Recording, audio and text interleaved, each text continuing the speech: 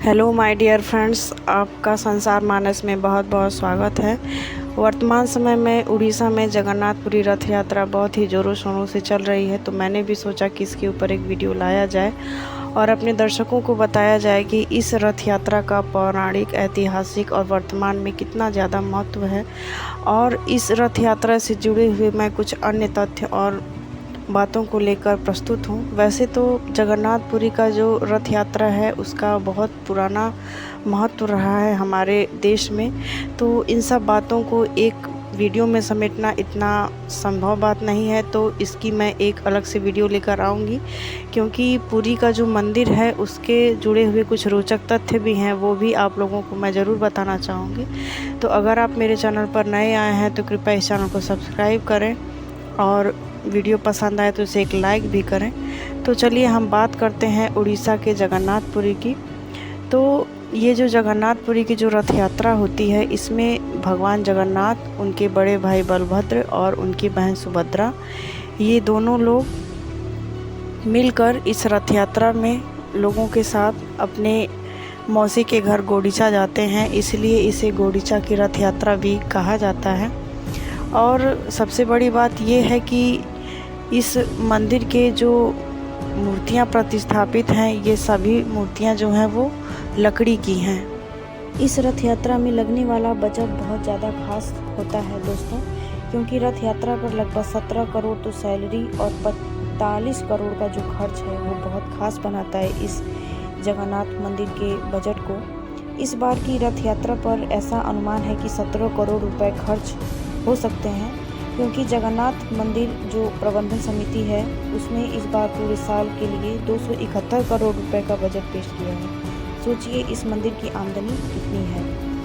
अब ऐसा कहा जाता है कि जब रथ यात्रा निकलती है जगन्नाथपुरी में, उसकी शुरुआत जब से हुई है तब से ही राजाओं के जो वंशज हैं वो पारंपरिक रूप से हत्थे वाली झाड़ू से जगन्नाथ जी के रथ के सामने झाड़ू लगाते हैं। वेदों मंत्रोच्चार होते हैं, जय घोष होता है, उसके साथ ही इस पवित्र यात्रा की शुरुआत होती है। ये यात्रा आषाढ़ शुक्ल पक्ष के दूसरे दिन से शुरू हो जाती है। और ऐसा कहा जाता है दोस्तों, कितनी हैरान कर देने वाली बात है कि जब से जगन्नाथ जी की रथ यात्रा होती है उस दिन बारिश जरूर होती है, और ऐसा कोई भी साल नहीं बीता है जिस साल की इस यात्रा की शुरुआत हुई हो और वहाँ पे बारिश ना हुई हो। सोचिए अपने आप में कितनी रोचक बात है। ओडिशा का जो पुरी है उसमें स्थित जगन्नाथ जी का जो मंदिर है उसे धरती का बैकुंठ स्वरूप माना जाता है। इस मंदिर से कई मान्यताएं और रहस्य बहुत सारे जुड़े हुए हैं। पौराणिक मान्यताओं के अनुसार श्री कृष्ण का जन्म जब मानव रूप में हुआ तो प्रकृति के नियमानुसार उनकी मृत्यु भी निश्चित थी। श्री कृष्ण के देह त्यागने के बाद जब उनका अंतिम संस्कार किया गया तो उनका पूरा शरीर पंच तत्व में विलीन हो गया, लेकिन हृदय धड़कता रहा। कहा जाता है कि यह हृदय आज भी जगन्नाथ जी की मूर्ति में धड़कता है, और वहाँ के लोग इसको सच मानते भी हैं, और साथ ही साथ इतनी श्रद्धा से इतने वर्षों के पश्चात भी इस यात्रा को इतनी धूमधाम से निकालते हैं। ऐसा कहा जाता है दोस्तों कि गर्भगृह में जो भगवान जगन्नाथ की मूर्ति है, उनके भाई बलराम और बहन सुभद्रा की मूर्तियां हैं। सभी मूर्तियां लकड़ी की बनी हुई हैं। ये सारी मूर्तियां लकड़ी की क्यों बनी हुई हैं, इसको भी मैं आपको ज़रूर आगे बताऊंगी। यहाँ पूजा के विधि विधान भी बहुत खास हैं। भगवान को नहलाना हो, वस्त्र पहनाना हो, सब्जी काटनी हो, पानी लाना हो, सामान समेटना हो या भोग लगाना हो, हर काम के लिए एक एक व्यक्ति है और वही हर दिन उस काम को करेगा और कोई दूसरा नहीं। मंदिर के जो पुजारी हैं वो बताते हैं कि सुबह भगवान उठने के बाद दंत मंजन करते हैं, लकड़ी और कपूर दिया जाता है उसके लिए। फिर वे बिंब स्नान करते हैं, यानी 7 हाथ की दूरी से शीशे में उन्हें बिंब दिखाते हैं, और वह शीशा सूर्य का प्रतीक है और मंत्रों से स्थापित किया गया है।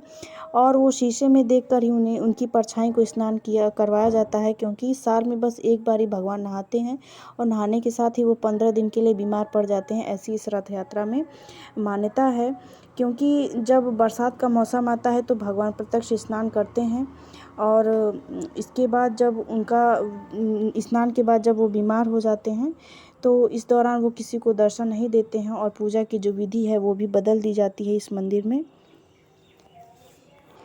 इस मंदिर के रहस्यों के ऊपर मैं एक अलग से वीडियो लेकर आऊँगी, क्योंकि इतने छोटे से वीडियो में इतने पौराणिक मंदिर की सभी बातों को समेटना संभव नहीं है दोस्तों।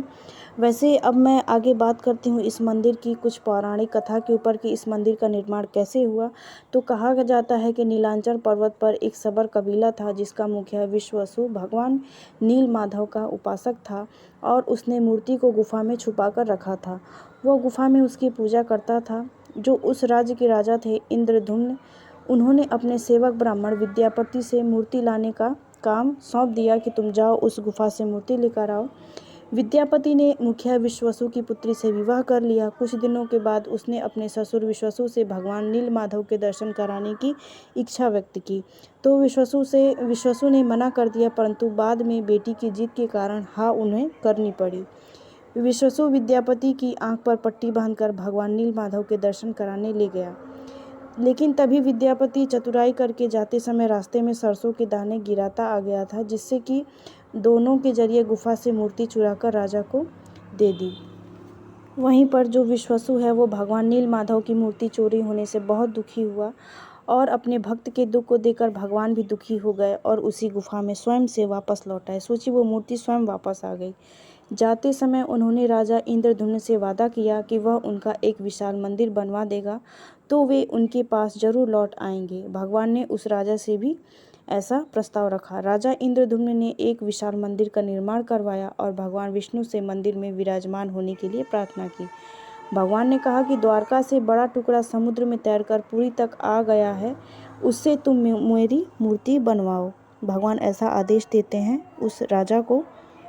राजा के सेवकों ने टुकड़े तो ढूंढ लिए, पर वे सब मिलकर उसे उठा नहीं पाए। तब राजा ने सबर कबीले के मुखिया नील माधव के अनन्य भक्त विश्ववसु को उस भारी टुकड़े को लाने के लिए प्रार्थना की।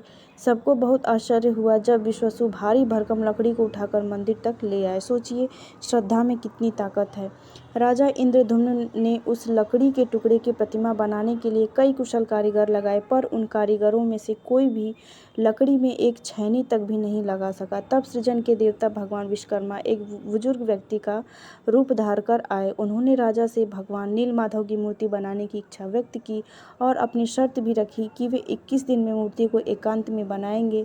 उन्हें कोई मूर्ति बनाते हुए नहीं देख सकता। राजा ने उनकी शर्त जो है वो सहर्ष स्वीकार कर ली। अब लोगों को कमरे के अंदर से आरी, छैनी, हथौड़ी की आवाज़ें सुनाई दे रही थी। इसी बीच रानी गुंडीचा, जो राजा इंद्रधुम्न की रानी थी, दरवाजे के पास गई, पर उसे कोई आवाज़ सुनाई नहीं दी। उसे लगा कि वह बूढ़ा कारीगर मर गया है।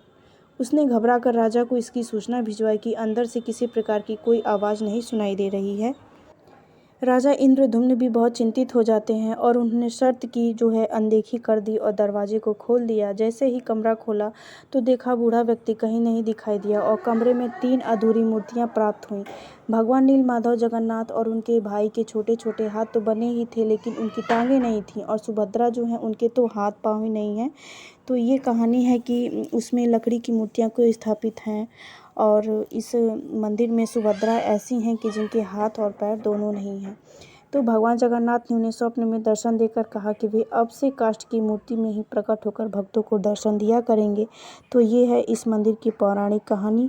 तो आशा करती हूँ कि आपको ये वीडियो पसंद आया होगा। तो कृपया इस चैनल पर बने रहें, क्योंकि मैं इस वीडियो की अगली कड़ी को लेकर ज़रूर आऊँगी और आपको इस मंदिर से जुड़े हुए कुछ रोचक बातें बताऊँगी।